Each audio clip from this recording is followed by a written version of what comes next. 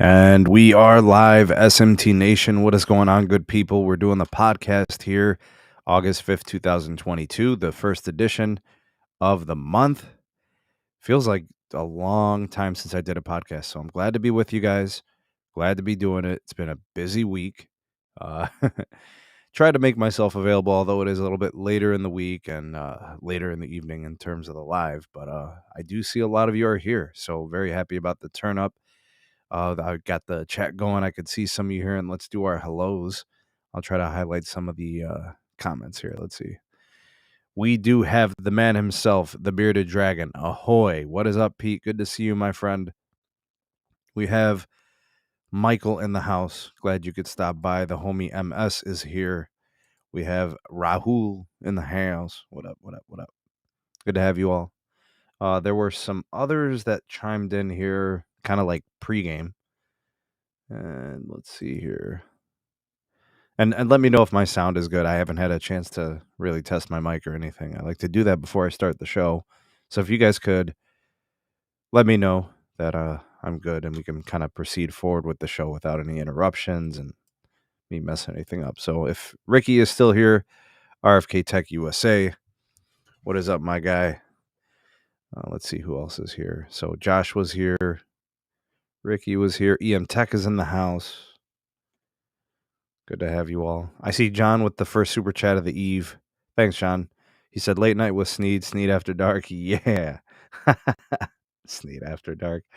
Appreciate you, John. Thanks for all the support, man. Shout out to the homie Big Term and Michael as well. I see they were here before we started. Now I got a bunch here. Hashtag Mod Squad for all my blue names with the wrenches. Appreciate you guys for all that you do. Josh, Zero Cool, Pete. There were a couple others here I saw. I think it was Baby Yoda was here. There's Baby Yoda. Appreciate you, man. Thanks for all that you do. Moderating, holding us down, keeping everybody in the know as to what's going on with the community and such. So thank you so much for that. Borg Grant's in the house. Joe is here. TJ is also here. Chuck in the house. Thanks, everyone, for being here. Mike is good. Excellent. Thank you. Appreciate you guys very much. Cipriani Tech in the house. What is up? What is up? All right. I think we got all the hellos, so we should be good here. Okay. Just adjust my mic here before we start going through stuff. Chilling and lurking in the UK. 3:07 a.m. Joseph, you impress me. The commitment to the live stream. Thanks, man. Appreciate you being here and hanging out with us. I guess you could always sleep during the day, man. Hopefully you're off work, All right, good stuff, man. Okay. All right, let me go ahead and start with everything. Here's our first story. And actually what I got to do is I'm going to remove the chat overlay. And then I'm going to get rid of all the comments there because I just wanted to do like more real estate space so you guys can see stuff. And some of the things that you guys are going to see here is some numbers. We'll be looking at some data. I want to see how impactful C-band has been. So I thought no better organization than RootMetrics. I think their research and their studies, if I'm thinking about credibility, if I'm thinking about whom holds the most weight, who do we trust with data? And I don't mean or intend to poo-poo on crowdsourced data. Not really my intention at all. But as a man of science, you like to take the scientific approach of collecting data and then evaluating and, analyzing and looking at numbers and all of that. I really do think that RootMetrics does a nice job of that. And, let's take a look at this. It's really about C-band. And not to say that, I don't mean to single out T-Mobile here, but they haven't really launched any C-band yet. They're in kind of no need for it. It's going to be more of a 2023 thing for them as they clear the ladder block in Block C. And they already have all this N41 that they're working on, so it's really just not a thing for them. Appreciate you, Michael. Thanks for that super chat. He said, I truly appreciate your tower sector close-ups. Man, I like doing those too, man. Those are like my favorite videos. Thanks, Michael. Appreciate the super chat. All right, so let's do this. Let's scroll through the RootMetrics. By the way, if you guys notice here in the upper left-hand corner, notice how it says in Ookla company. Yeah, because Ookla bought out RootMetrics. And I don't know if that means they're going to change how they do their studies or how they collect data. I don't think it's changed anything, but just in ownership, I guess. So, anyways, let's take a look at this. The state of 5G in the U.S. Has C-band changed the 5G landscape? That's kind of the mode of today's podcast and live stream as we kind of do this evaluation and overview. I also want to throw in uh, that we're going to talk about another topic, and that one will be about the cable MVNOs and kind of like what's next for those players. We know about Comcast, we know about Charter, and discussing Xfinity and Spectrum, so they'll come up. But we got some new entrants. Altice is throwing their hat in with Optimum Mobile, and then Cox is now doing their thing. So we're going to talk about those things, and I think their prospects and how the things are going to play out. We'll do some predictions. I'll ask you guys. And by the way, there is a poll in tonight's video live stream, so you guys can actually, in the comments section or the live chat, you can go in there and you can vote on today's poll. And it goes as follows. How much of an impact has N77 C-band had in your mobile and or home broadband experience? Now, the reason, my rationale, the whole reason why I framed it this way is some of you may have T-Mobile service, which means you haven't used C-band, right? But if you have Verizon or AT&T, you might be using C-band mobile. You might be using it for home internet too, fixed wireless, especially with Verizon. If that is indeed the case, I would like you to vote. Be as honest as you can. It doesn't do us any good to lie. All right. Has it had a major impact for you? Or has it been noticeable, but more of a moderate impact? And then limited or no impact. So how would I describe each? Major impact means that you are connected to N77 30, 40, 50% of your day, 60, 70% of your day, meaning at work, you've got access to it. At home, you've got access to it. When you go out, you have access to it. When you go visit friends or family, you have access to it. When you're on the freeway, you have access to it. On the streets, you have access to it. That would be major. All right. Think about it like how much of your day are you connected to N77 C-band? If it's a noticeable but moderate impact, I think that's more like maybe like a third of your day or something like that, or maybe like a fourth of your day you're connected to it. Meaning, when you're on it, it's really fast. It makes your experience better. You're connected to it sometimes throughout the day. And then for those of you, you're not connected to it, it's not available where you are, or you only connect to it occasionally, once or twice a week or something like that. I don't know. Let's call that limited or no impact. Okay, so let's see the reach. Who exactly has been using it, connected to it? All right, so go ahead and make your votes, and we can kind of get a sense of who's connecting to it and how often they are. All right, so that should be interesting. We'll take a look at that at the end of the story.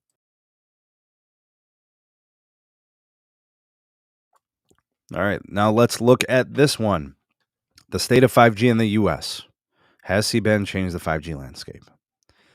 All right, now as an introduction, I kind of said it, and framed it, AT&T and Verizon. All right, we haven't really seen T-Mobile do anything just yet. We're kind of waiting on that for 2023. They'll put up radio gear eventually, and we'll start to see people connecting to it. For them, it's N41, right?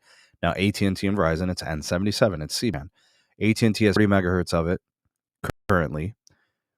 Verizon has 60 megahertz of it currently. Some markets have 100 that is live. Those are Ericsson markets. The Samsung markets for Verizon won't have that until the earliest Q4 of this year. All right, so there are some things that are important to note that, performance can vary depending on the carrier, and also there's other factors, right? Are you in a buffer zone near an airport? That's still a thing. Is the FAA clearing the sites for broadcasting? Are integrations in progress? Some sites are upgraded but not on yet. All right, so all those things are in play here. Now, overall, in the first half of 2022, as it stands currently with the 5G race, when it comes to best 5G experience, it's T-Mobile. T-Mobile is your winner for 5G availability. T-Mobile is your winner for 5G speed. And when it comes to 5G reliability, RootMetrics goes with Verizon. So this goes to show you, when RootMetrics does their testing, they treat reliability differently than just being available. Being available means that the service is there. It is present. You are connecting to it. 5G speed would mean it's, the fastest on average median speed or top speed, however that metric is, right? When it comes to 5G reliability, this is going to be the ability to get connected, stay connected, and not be problematic. I'm assuming there's like data sessions, some kind of a threshold of how long it'll stay connected and things like that. All right, here are some key takeaways here for best 5G. AT&T delivers great 5G reliability and improves its 5G availability. So that's two good things to say about AT&T. Reliability would mean it's dependable. Once you connect to it, it stays connected. And then availability means that they have added more of it. More of their tower sites are getting those upgrades. Now with AT&T, remember, they've got dedicated low-band 5G channels in some places. In my market, they don't. In my market, they use DSS.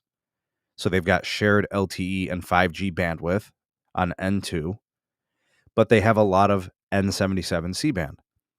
All right, that's dedicated 5G. That in my estimation, it's what Ricky RFK Tech would say is real 5G. Well, almost real 5G. It's got to be standalone 5G. There's standards for that, right? We're with you on that, Rick. Okay. So yeah, they've got some of the faster 5G. I guess that's what we'll call it. And they also have some millimeter wave, which we all love. It's the ultimate capacity layer. We're really big on that stuff. All right, so it says here AT&T has come a long way. They've improved on those metrics. All right, now moving forward here, T-Mobile repeats, winning its second consecutive 5G prize. Now with T-Mobile, there's a couple things in play here. T-Mobile has been building its dedicated mid-band 5G channel N41. They've been building it for a couple of years now. Therefore, the depth and the breadth of that connection is the most expansive within the industry.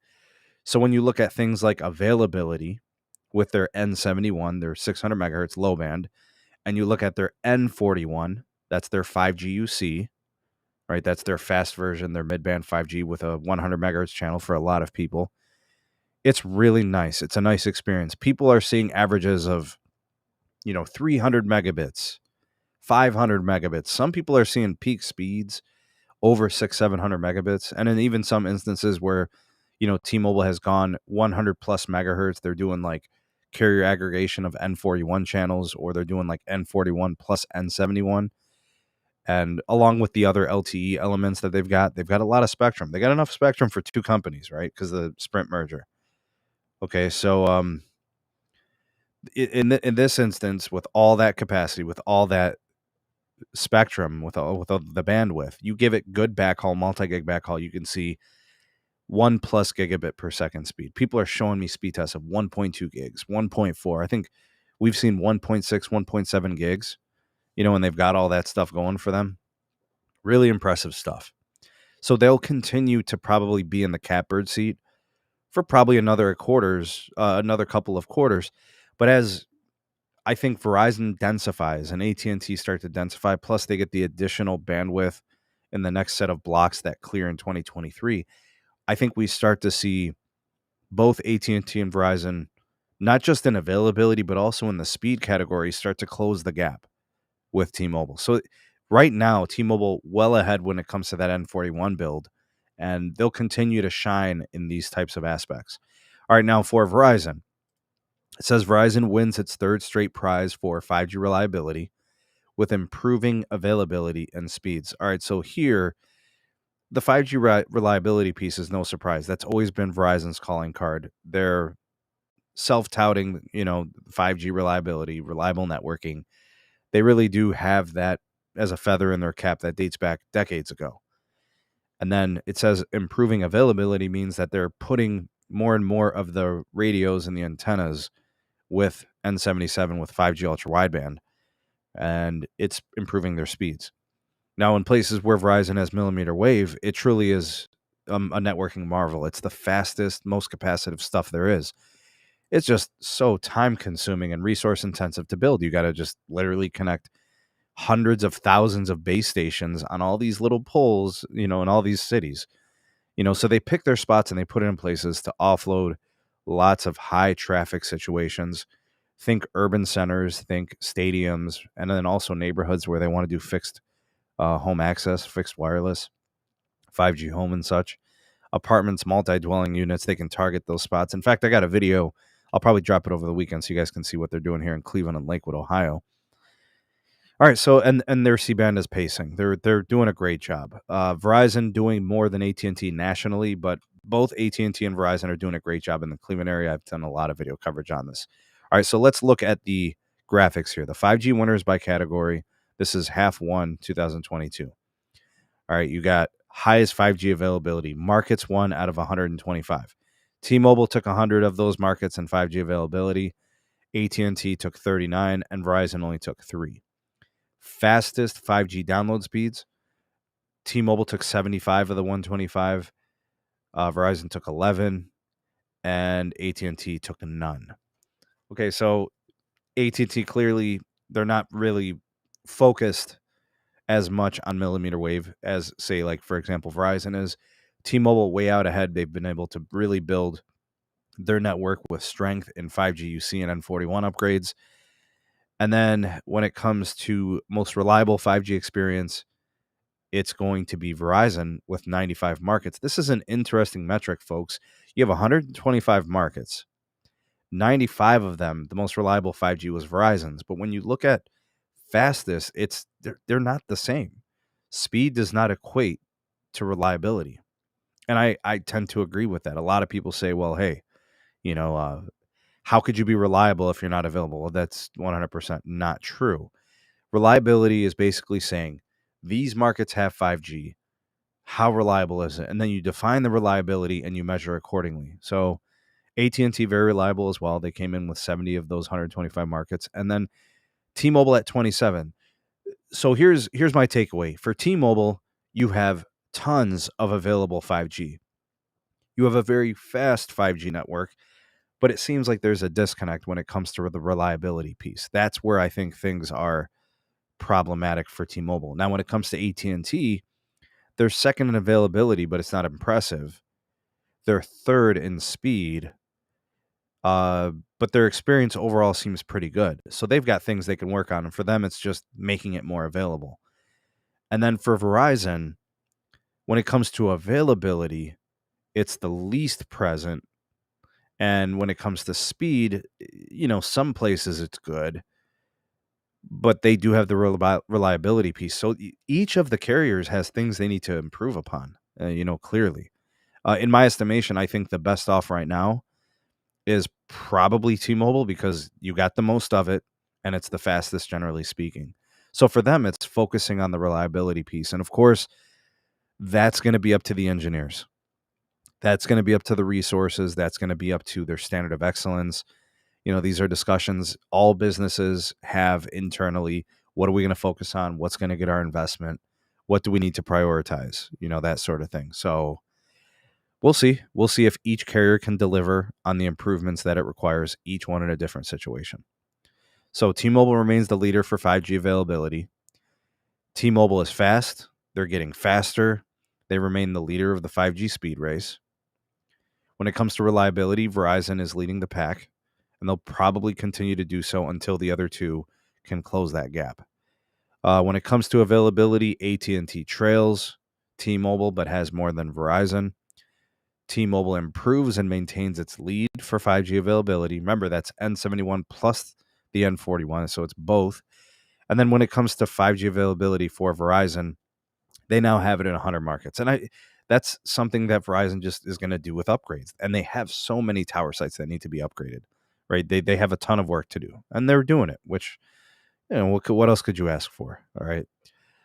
Here are some other numbers. This is interesting. This is 5G availability, and this is by percentage. 0 to 10% of the time, 10 to 25% of the time, 25 to 40% of the time. So each carrier gets these different categories. All right, now let's start with AT&T here. They have the most. Is this most? No, it's the most number of markets with 0 to 10% 5G. So this is like the worst case scenario. You want these numbers to be 0 because watch this. Look at T-Mobile here. 0, 0, 0, 0, 0. If you look at T-Mobile's numbers, 55 to 70% of the time they have 3 of those markets. See how it says -8? That's good. That means they used to have 11 markets where they only had 55 to 70% coverage of 5G. They're there's they have the most 5G available, right? 125 markets have 5G of the 125 tested. For AT&T, 118. For Verizon, 123. Or what is it, 124? They got this +1 here. You just look at Verizon, for example. Look at how many places have 0 to 10%. You have 2 markets. They closed that gap. They went -11. That's good. A lot of markets at 10 to 25% 5G availability. That number's way too high. Here's 25 to 40%, right? Here's 40 to 55%. These numbers for Verizon and AT&T have to very quickly dissipate and go away.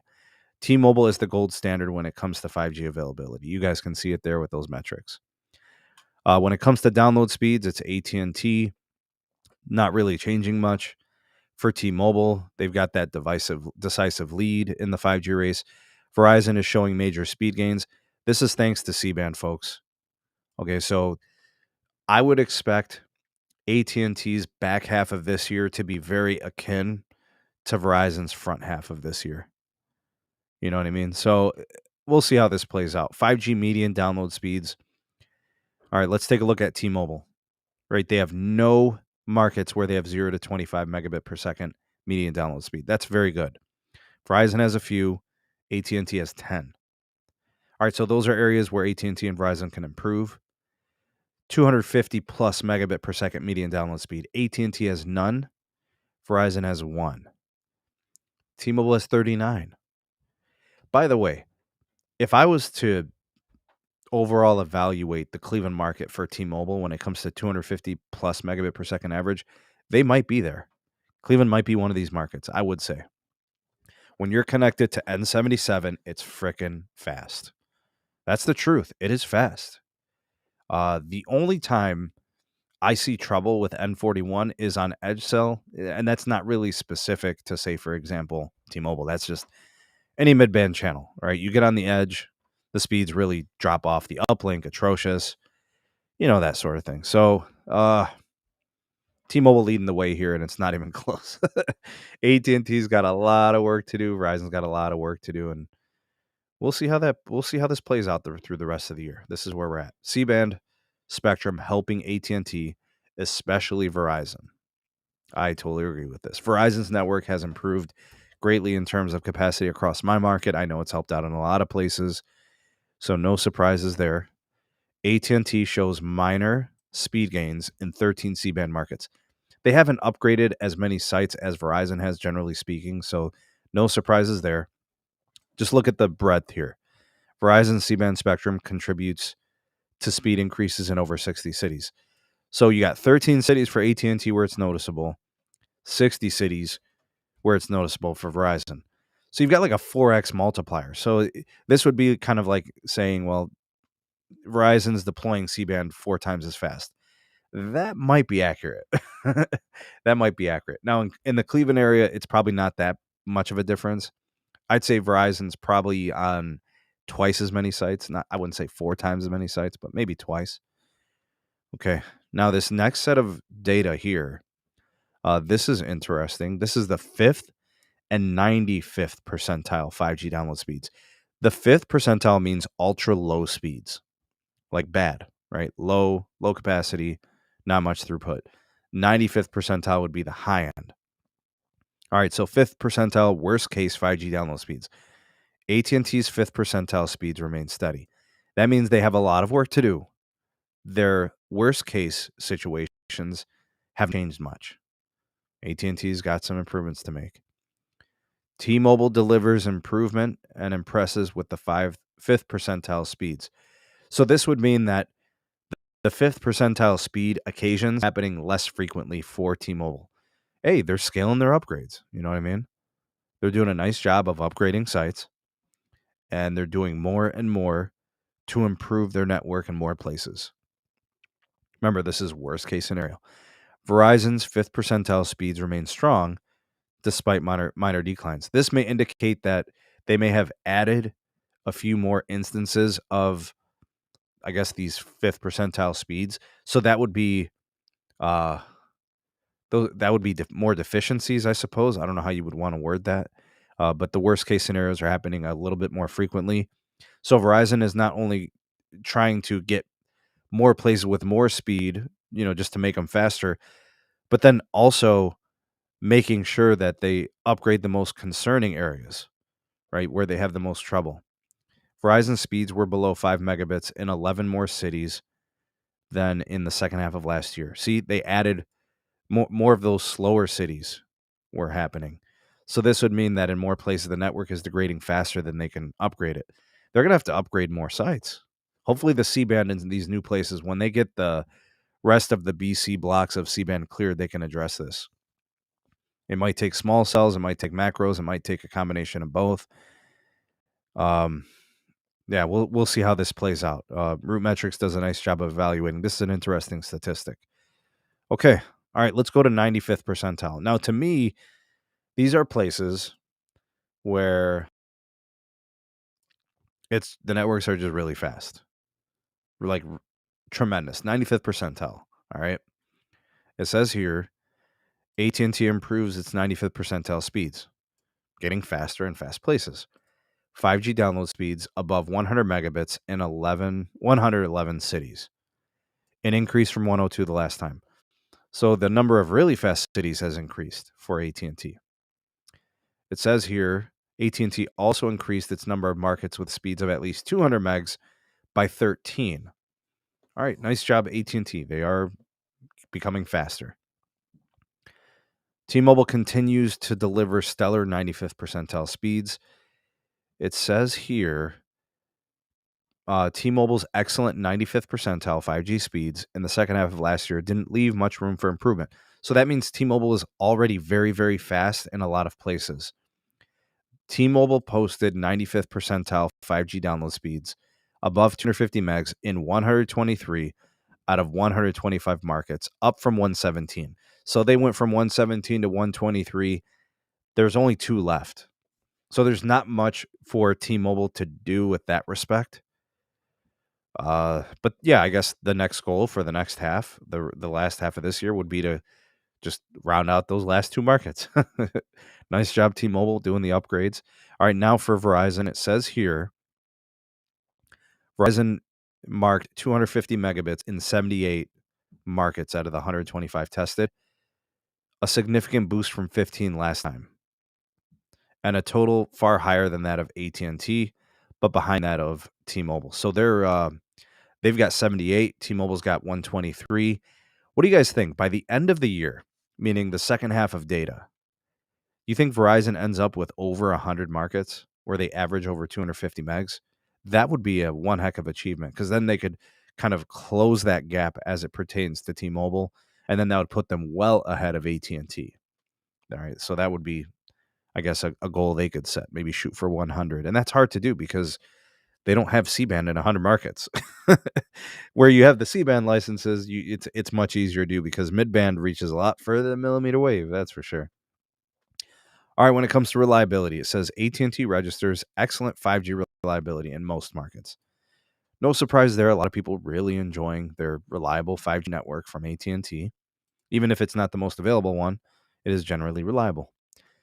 T-Mobile shows improved 5G reliability. It says here T-Mobile increased its number of cities with 5G reliability success rates above 99.5%. All right, so that's good. They added 14 more markets above the mark for staying connected. T-Mobile's tally of 84 markets with 5G reliability success rates of 95.5% or better for staying connected was more than that of AT&T, but less than that of Verizon.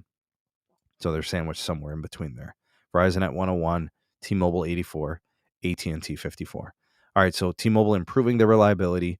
And then for Verizon, they are the most reliable 5G carrier. They scored that 99.5% success rate in at least 100 markets for both getting and staying connected to the network.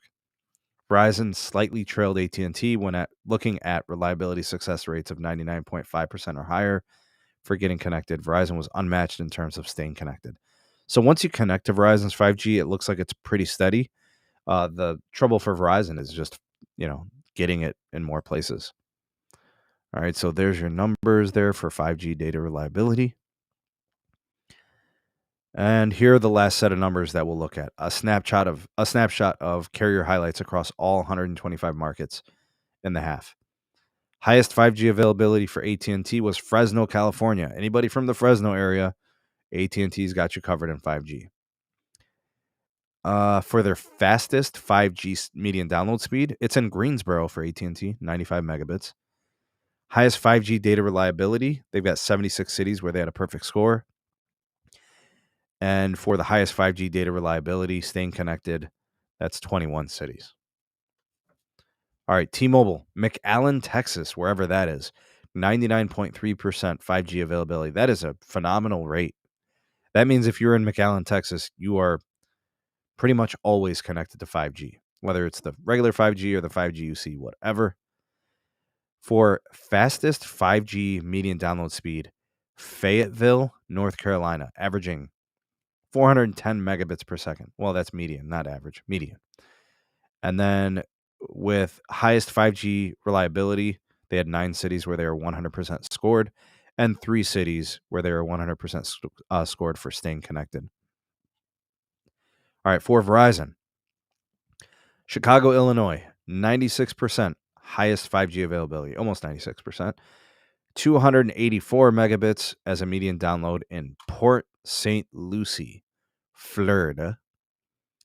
And then when it comes to highest 5G data reliability getting connected, they had 65 cities of 100% rated and 32 cities for staying connected.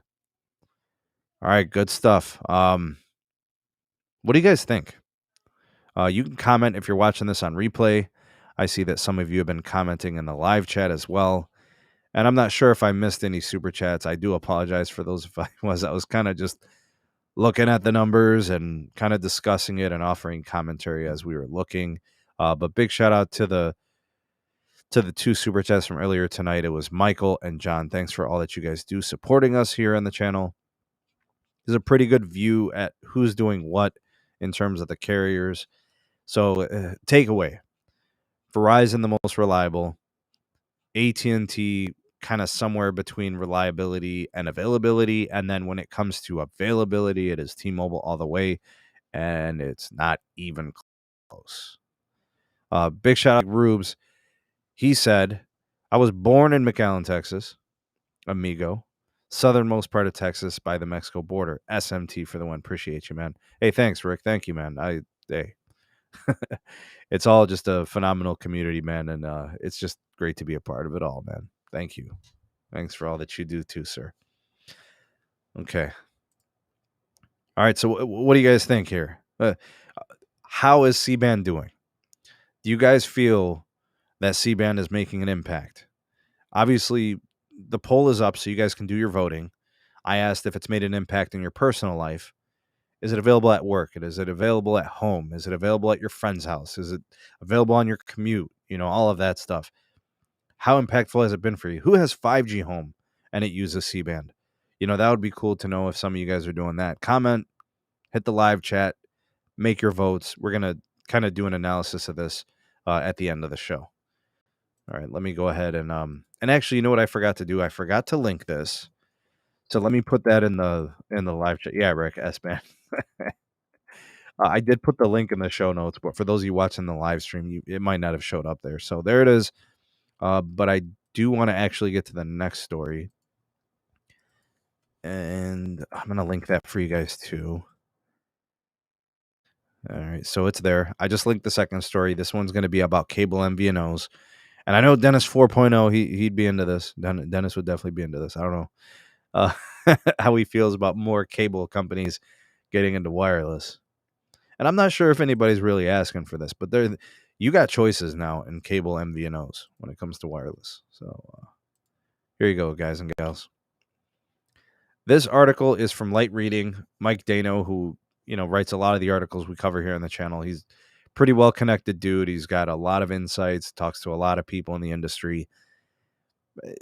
Like I said, dude is very well connected to the industry as a whole.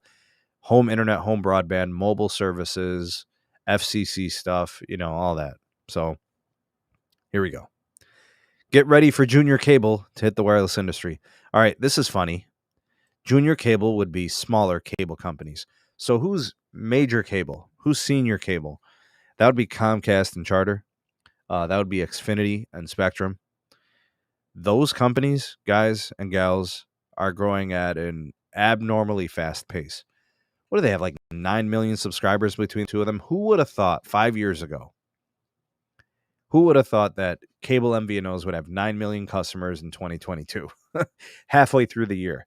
Who would have thought cable companies would be adding 200, 300,000 subscribers every quarter, combining for 500, 600, 700,000 subs per quarter, right? Crazy.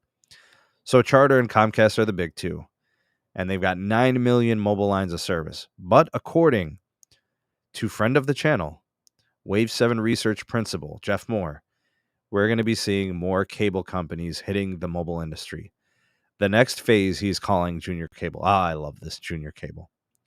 So a lot is being made of Xfinity Mobile, which is Comcast, and Spectrum Mobile from Charter. But now we're starting to see more coming. All right, here it is. I already did a story on this, but as an update, Cox Communications is now going to be a mobile provider.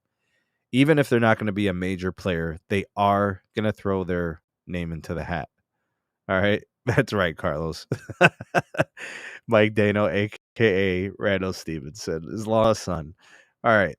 It says here, also, we're going to be seeing WOW, which, by the way, guys, WOW is available in the Cleveland market.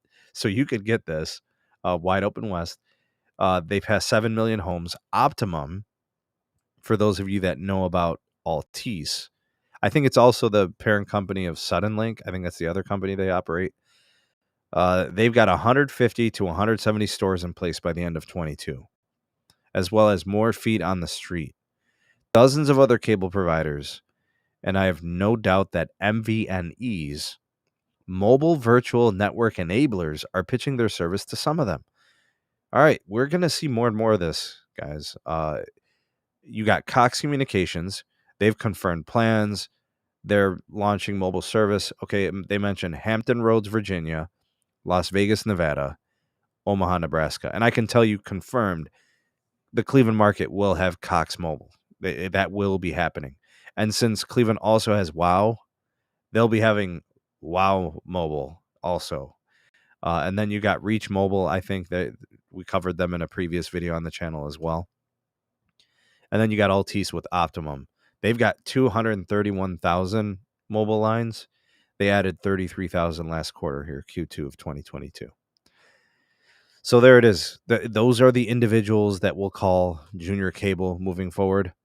Yeah, I'll definitely get to that, Rick. Absolutely.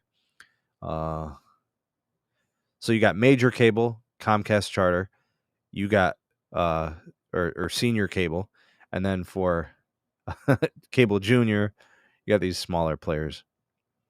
All right, now when it comes to picking a network, okay, traditionally we've seen Comcast and Charter using Verizon. Cox is also going to use Verizon. They went through that whole legal thing, that legal battle with T-Mobile in the courts or whatever. It looks like Cox won. They want to use Verizon.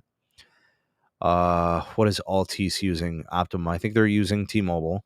All right, that's that old legacy Sprint deal they got. What did they mention? WOW. Who is WOW using? Does it say?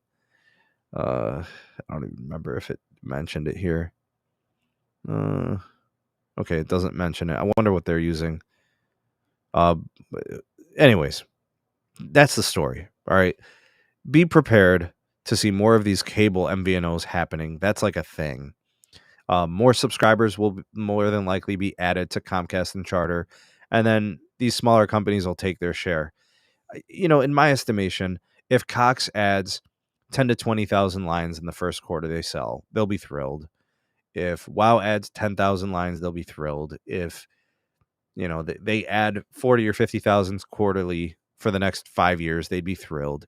Remember, to get these MVNO options, like to get Cox Mobile, to get Optimum Mobile, you have to have their home service. You have to have a home internet account.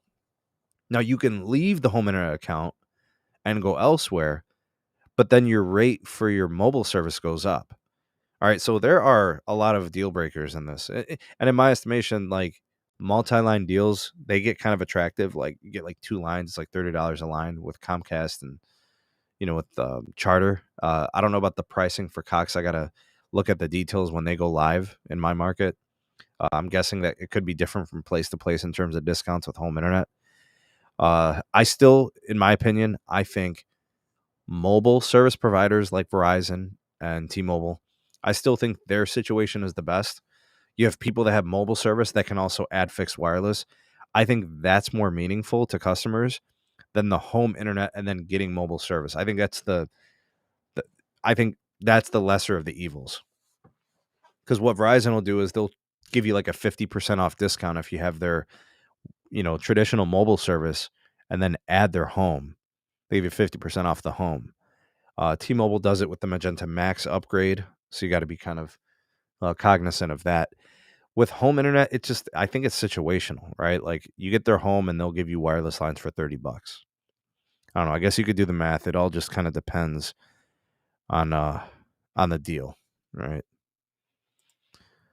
All right, now what we're gonna have to do is we're gonna have to close out the poll. If you feel like voting, now is the time because in 10 seconds we're gonna be closing the poll and running an analysis. All right. So the poll reads: how much of an impact has N77 C-band had in your mobile and/or home broadband experience?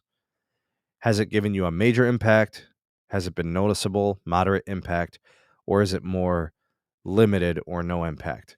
And I kind of gave my descriptors. A major impact would be you're connecting to this stuff multiple times per day, often at work, at home, on your commutes. So it's daily, right?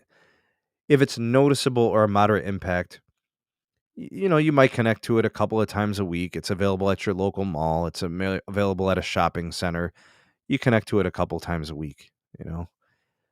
Now, limited or no impact, that means like you hardly ever connect to it or you never have. All right, so let me give you guys where I voted. I voted major impact. And the reason I voted major impact is very simple. My home site, my home AT&T tower, my home Verizon tower both have C-band upgrades. They both have N77 live. T-Mobile has 5G UC live on my home site too. So I'm spoiled. I got it all. All right. The SMT HQ is in the best situation possible. All carriers with fully upgraded sites. In fact, they all upgraded those sites in the last month. Like literally in the last 4, 5, 6 weeks, all those things have happened. So for me, I have seen all of these things impact me in a positive way. Now it took a while. In fact, the AT&T situation is kind of intermittent. The Verizon site is phenomenal. The T-Mobile site has been live, I think, for like 5 weeks, so I can kind of reevaluate it. Verizon, I'm going to probably do another reevaluation video. Now that they've been up and running for a while, I can do that. Still waiting on the AT&T piece, but we'll see how that plays out. N77's been impactful. I connect to it on my commute to work. I connect to it on my commute to the bakery. It's available on my home site. Whenever I go to the shopping centers, the malls, when I make my rounds, when I do my testing, it's all over the place. So for me, N77 C-band is a major impact. I connect to it multiple times per day for several hours every day. But then again, I'm spoiled. My work site has millimeter wave. My work site has C-band. My work site has cbrs. My home site has those things. Like it's great. And then for some of you, it may be occasional and those types of things. So go ahead and make your vote. We're going to close it off here. 3, 2, 1. And the poll is closed. We got over 100 votes. Thank you guys for all that voting. And here's what we've learned from the SMT Nation. It says, how much of an impact has N77 C-band had in your mobile and or home broadband experience? And the reason I put the home broadband, because some people got the home internet. All right, little to no impact, 49%. That's almost half of you guys. All right, so a lot of you still have not been able to connect to the N77. Now for T-Mobile, again, that's a huge piece of the market. So that might be part of this. And then I think for the other part of the individuals that say limited or no impact, it's because Verizon and AT&T have yet to build out sites there or activate them. And part of that's because they're only available in like 46, 50, 60 PAs or so. All right, so that could be the other piece. Major impact, 28%, right? So not even a third of you, a little bit more than a fourth of you. And then for noticeable or moderate, just under a quarter of individuals at 22%. All right, interesting stuff here. Lavendi says mid-band 5G is a no-show at my house, aside from T-Mobile. So that's, and see, that's the thing, right? N77 is not a part of their portfolio just yet. It's going to be something that they do more with next year. RFK Tech says Verizon 50 times better than Comcast. I have to agree. I'm not a fan of Comcast. I like Verizon's 5G home better. I hear a lot of horror stories about Comcast home internet. We hear stories about the service being unreliable, cutting out, intermittent, you know, all the hardware failing and bad infrastructure, explosive pricing, those types of things suck. So I totally agree. All right, so that was it. Those were all the topics I wanted to discuss tonight. I know it's kind of a quick one, but I've been working a lot, folks. So I do apologize for not getting more live streams in this week. Hopefully next week will be a little bit better. I'm going to try to make myself more available. I will be going back to my normal job, normal work here in a couple of weeks. So things should be able to normalize and stabilize here shortly. But thanks to everybody who offered the super chat donations. You guys can always, support us that way. There's PayPal link, there's Cash App, there's what's that other one? Venmo. So all that's there. Thank you guys in advance for doing that. You definitely don't have to, but it is really nice of you guys for all that you do to support us. You can also like the videos. That helps a lot. And then share it to get people, to know about the channel. That's great. So share it with a friend or a family member who might want to know more and more about wireless networking, mobile networks, technologies, and other things they might like about smartphone technology. So thank you all for everything. We appreciate you very much.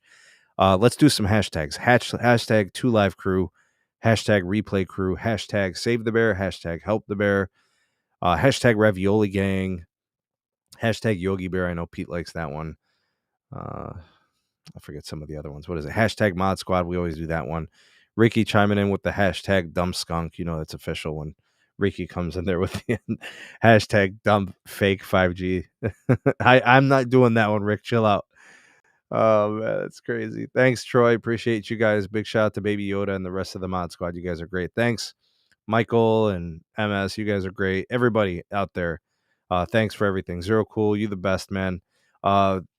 We will try to do a live stream on Sunday. I'll try. It might be a Patreon exclusive if I can squeeze it in, but we should be back to normal starting next week. Thanks for everyone being here and watching and commenting and voting. You guys are great. We'll see you soon on the next one.